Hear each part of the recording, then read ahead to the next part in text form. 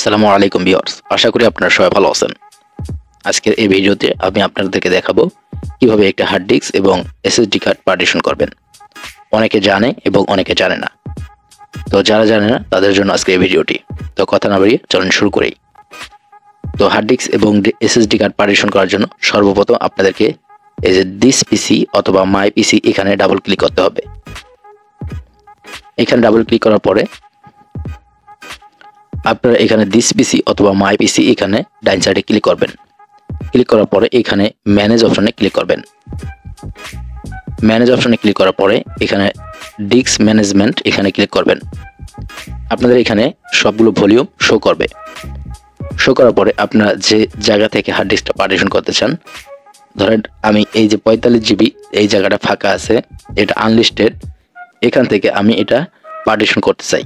এই আনলিস্টেড এখানে কিন্তু এটা আপনাদের শো করবে না। এই যে 45 জিবি এটা কিন্তু শো করবে না। দেখেন আপনাদেরকে আমি দেখাই।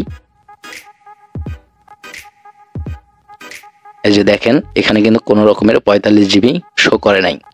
এখানে 9 জিবি এবং 3 জিবি এবং 24 জিবি যেটা উইন্ডোজ দেওয়া সেটা কিন্তু শো করছে। তো এই 45 জিবি এখন আমি পার্টিশন করে দেখাবো। এই 45 জিবি থেকে আমি 20 জিবি আপনাদেরকে পার্টিশন করে দেখাবো।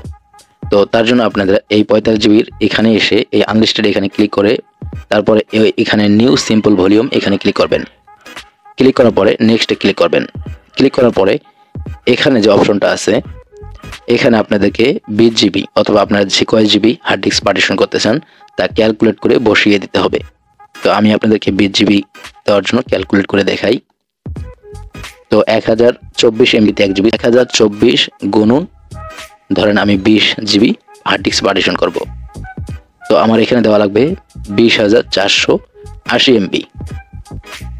তো আমি এখানে 20,480 লিখে দিই।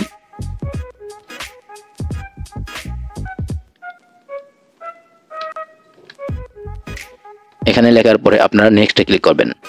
নেক্সটে ক্লিক করার পরে এখানে যেরকম আছে সেখানে আপনারা রেখে দেবেন। শুধু আপনারা এখানে চাইলে এই যে জির জায়গায় আপনারা যে কোনো ভলিউমের অপশন লিখে দিতে পারেন। তো আমি যেটা আছে সেটাই দিয়ে দেখাচ্ছি। তারপর এখানে নেক্সটে ক্লিক করবেন। নেক্সটে ক্লিক করার পরে এখানেও যেরকম আছে সেরকমই রাখবেন। আপনারা এখানে নিউ ভলিউমের জায়গায় সিম্পল আপনারা যে কোনো নাম দিতে পারেন। আপনাদের নাম অথবা বোঝার ক্ষেত্রে যে কোনো সিম্বল এখানে দিতে পারেন। আর উপরে যেরকম আছে এই অবস্থায় রাখবেন, এখানে ডিফল্টে রাখবেন। আর এখানে আপনারা বোঝার ক্ষেত্রে যে কোনো কিছু দিয়ে দিতে পারেন। তো আমি এখানে শুধু এটা কেটে দিয়ে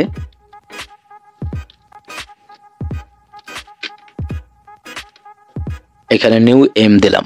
দেওয়ার পরে এখানে যেরকম আছে ঠিক সেরকমই রাখবেন। রাখার পরে নেক্সটে ক্লিক করবেন। নেক্সটে ক্লিক করার পরে এখানে আবার ফিনিশে ক্লিক করবেন।